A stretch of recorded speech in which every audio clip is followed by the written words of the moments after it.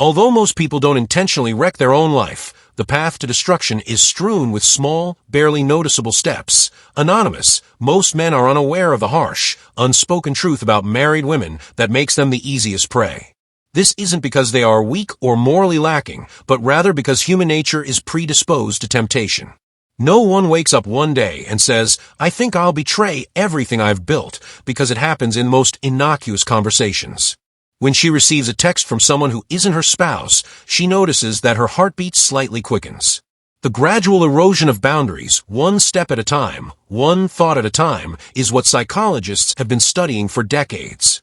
Until one day, she looks in the mirror and doesn't recognize the person staring back at her. She asks herself why some married women are so easily seduced, and more importantly, how they justify it to themselves. That's precisely what we're going to uncover, so let's start with the unspoken void. Why do some married women look for outside attention? The most successful marriages are collaborations without a relationship. It cannot be a great marriage at its best. Hyllenmeren marriage is a bond that endures through time, trials, and disappointments. However, not all marriages stay as strong as they once were. Some women, despite taking vows, find themselves attracted to attention outside of their marriage. And most of the time, this is psychological rather than just physical. The biggest mistake people make is assuming that these women are looking for an escape, but in reality, many of them are just looking for something they lost along the way. Humans are wired for connection. In the early stages of marriage, women in particular have a deep-seated need for emotional closeness rather than just physical presence. The late-night discussions, the sensation of being noticed, and the fleeting glances are exhilarating, but eventually regularity takes over and life suddenly becomes predictable. Passion gives way to obligation. The deep chats become logistical debates about grocery lists and domestic tasks, and worst of all, she starts to feel invisible. This is when the risk starts. When a woman no longer feels appreciated by her husband, her subconscious mind begins looking for validation elsewhere. Sometimes, without her even realizing it, people will do anything to avoid feeling lonely, even if it means losing themselves in the process, according to renowned relationship psychologist Dr. John Gottman. The Coolidge effect is the idea that novelty is what triggers desire. People, both men and women, are drawn to the excitement of the unknown. And if a woman has been married for years and every day looks the same, if every interaction feels rehearsed, then the slightest spark of something new can feel electrifying.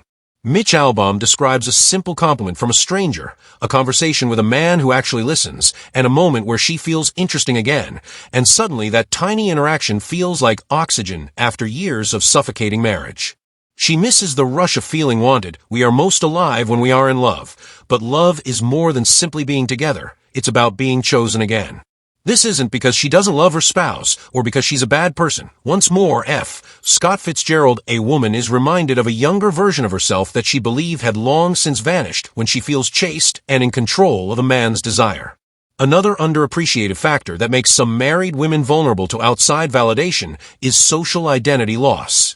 This is the confident version, the one who felt effortlessly attractive, and even if she never plans to cross any lines, she might start walking closer to them because in those brief moments she feels alive again. After getting married, a lot of women begin to feel like they're someone's wife and not an individual. Before marriage, she was a mysterious person with dreams, hobbies, and passions. After marriage, her roles define her. Someone's mother, someone's carer, their identity changes from who I am to who I am.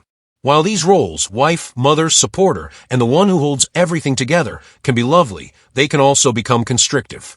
If a woman no longer feels like herself, she may begin looking for interactions that separate her from her role, which occasionally takes the form of another man.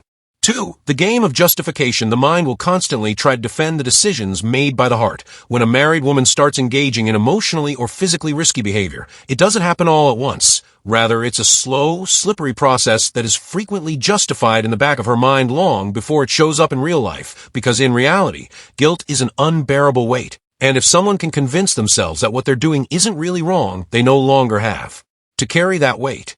Anonymous. No one wakes up one day and says, "I think I'll betray my marriage today." So how does this occur? How do married women initially justify going overboard? Everything seems harmless because there isn't much attention. What harm is there? I'm merely conversing with him. Nothing is wrong with that. I'm just relishing the fact that the human brain is a master of self-deception, not cheating. When something is enjoyable but contradicts one's moral principles, the brain fabricates justifications to close the gap.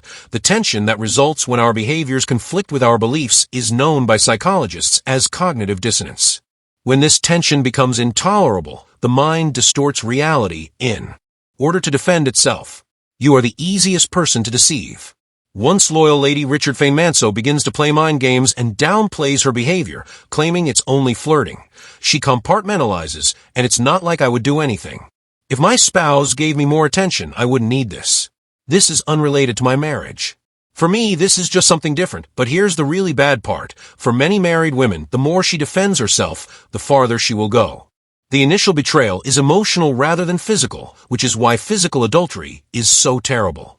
While there is no gray area when it comes to kissing, sleeping with, or intimately touching another man, there is an emotional affair where things become hazy. Late-night text exchanges, in which the sender shares personal issues with a man other than her spouse and goes deeper than is appropriate. She initially tells herself that it's only emotional and that talking won't hurt anyone. But that emotional intimacy is powerful when a woman confides in a guy about her feelings and thoughts. The moment you start hiding things from your spouse, you've already crossed the line. And this is where the real danger lies, because when emotions are deeply involved, physical boundaries start to break down. She has already begun to distance herself from her husband cheating, but it's not always a physical act. I deserve this justification. The final and most deadly justification is the I deserve mentality. At this point, a woman no longer views her behaviors as dubious. Instead, she believes they are justified. He has ignored me for years. If he doesn't care, why should I? I've been faithful for a long time, and it hasn't gotten anywhere. What's the point? I've sacrificed so much for this marriage, and I deserve to feel wonderful again. The reason married women can occasionally become the easiest prey isn't because they are weak-willed or immoral. Rather, it's because the human brain is wired to rationalize what feels good, and it starts with small excuses. This is the point of no return at this point, and the emotional connection she's formed with another man feels more real than the marriage itself. Her mind has completely convinced her that stepping over the line isn't betrayal, it's justice. Small explanations, nevertheless. If those excuses are allowed to become acts, there is no turning back once the line is passed.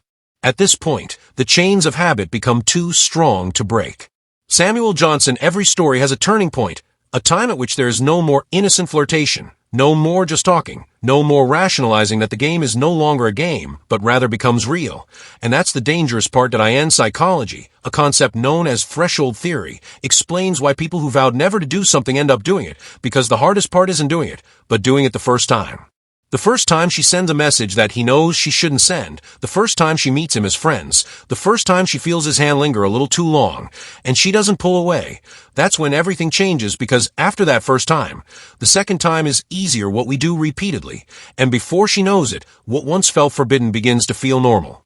This is the biggest falsehood they tell themselves when they're headed in a dangerous direction. Neuroscientists have discovered that love and sexual attraction activate the same brain pathways as drug addiction, the dopamine, so I can stop whenever I want to, but can they really? Once something sets off an emotional reaction, it becomes addicted. Even if she tells herself that this is the last time she will find a reason to go back, the rush of a new connection seems addictive, like a hit of something she didn't even realize she was seeking. At this point, it's not about the other man anymore. Rather, it's about the feeling she gets when she's with him. Lying initially seems strange. The first time she conceals a communication, the initial instance, she offers an explanation. Her pulse races the first time her husband asks, "Who are you texting?" It seems wrong, but the human mind is incredibly flexible, and eventually the guilt becomes a strategy. She becomes increasingly adept at hiding her tracks and becomes so compartmentalized that she no longer feels sorry and begins to believe in herself, which is where things go south. She may convince herself, "I'll end it next week, next months," but weeks run into months, and by the time she realizes she's caught in her own web, it's too late, since the longer the secret persists, the harder it is to get out. When a woman has gone too far, she no longer views her marriage as her primary relationship, and her husband turns into the other man. This is the last mental shift that occurs. The actual relationship, the genuine intimacy and passion at this point, even if she hasn't physically crossed the line, her heart already belongs to someone else.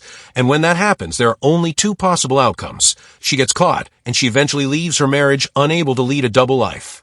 So why are some married women the easiest prey? Because they're not looking to cheat, but rather to feel something they lost. And once they do, it feels impossible to leave because they've convinced themselves that what they found is something till the next time. This is a Stoic guidance. I'll see you in the future video. Take care.